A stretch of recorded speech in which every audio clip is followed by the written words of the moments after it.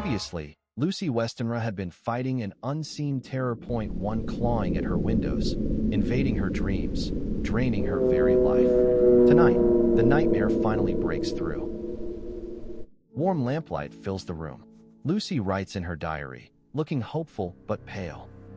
They're all so kind to me, especially dear Professor Van Helsing. Even these strange flowers he insists on .garlic seem to soothe me. Tonight, I feel safe. Lucy places the garland around her neck, sighs, and lies back peacefully. Dr. Seward and Van Helsing arrive. Mrs. Westenra cheerfully greets them. Lucy slept wonderfully. I even cleared out those awful-smelling flowers and opened the window for fresh air. Van Helsing broke down. He raised his hands over his head in a sort of mute despair, and then beat his palms together in a helpless way. God, God, God! What have you done? He waits until she leaves, then slams the dining room door and collapses. She has doomed her. We fight devils. Every hour counts. Come, Seward. We must hurry. The men rush upstairs. Lucy lies pale as marble. Van Helsing examines her quietly. As I expected. He opens his medical bag, preparing the equipment. Again? Yes, and this time you must give the blood. But Seward looks weak. You have given enough. I will provide. He rolls up his sleeve. The transfusion happens again, Lucy breathing more steadily now, color returning faintly to her cheeks. Van Helsing trembling, but is determined to save Lucy. Again she lives, but for how long?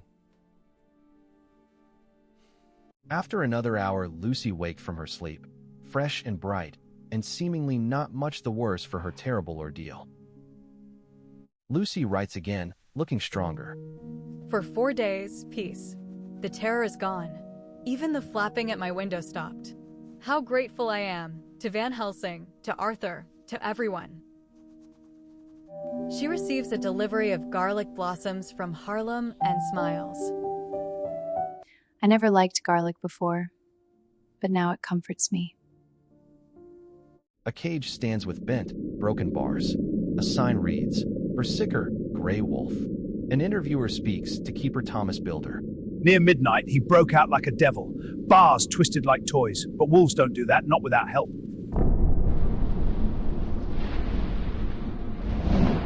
The animals snarl at him. He smiles.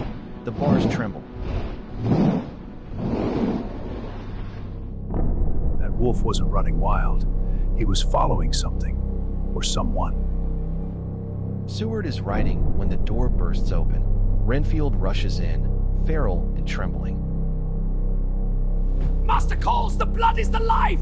Renfield, control yourself! No time, they're coming! He slashes Seward's wrist with a knife. Blood spurts. Seward fights him off. Attendants restrain him. On the floor, Renfield licks the blood like an animal. Set me free! The Master commands it! Hold him down, keep him... His obsession grows, and I fear I know why. Do not fail to watch Lucy tonight. Keep the flowers in place. Very important. Seward jolts upright. A whole night lost. God help us if anything has happened. Lucy lies awake. The moon glows unnaturally bright. The sound again. The same from Whitby Cliff, but I am not afraid. She tries calling for help, but stops. She doesn't want to wake her mother. The howl of a wolf echoes through the shrubbery. Something is waiting outside.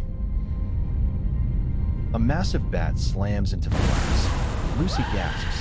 Her mother enters, sits beside her. It's just the wind, darling. Nothing to fear. The howl grows louder. Then, the window explodes down. A gigantic gray wolf thrusts its head into the room. Lucy screams. Her mother clutches Lucy, tearing away the protective garland. She stops, choking. She collapses lifeless in Lucy's arms. Lucy, dizzy, pinned by her mother's body, watches as a cloud of black specks, like ash or insects, swirls into the room. They spiral toward her. The candles burn blue. Lucy's eyes flutter shut.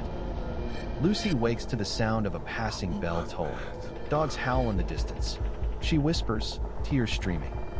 Maids rush in, scream at the sight of the shattered window and the body. Lucy sends them for wine.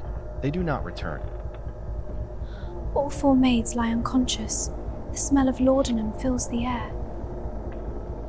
Someone drugged them. Someone who wanted me alone. She runs back to her mother's body, collapsing beside her. The wind blows in. The wolf howls from the garden. Lucy writes her final note, trembling. My dear mother gone. It is time that I go too. Goodbye, dear Arthur, if I should not survive this night. God keep you, dear, and God help me. She hides the note in her dress. The lights flicker. The air seems full of specks, floating and circling in the draft from the window, and the lights burn blue and dim. Lucy's final night has come, but her story is far from over. The shadow feeding on her has only just begun to reveal its true form.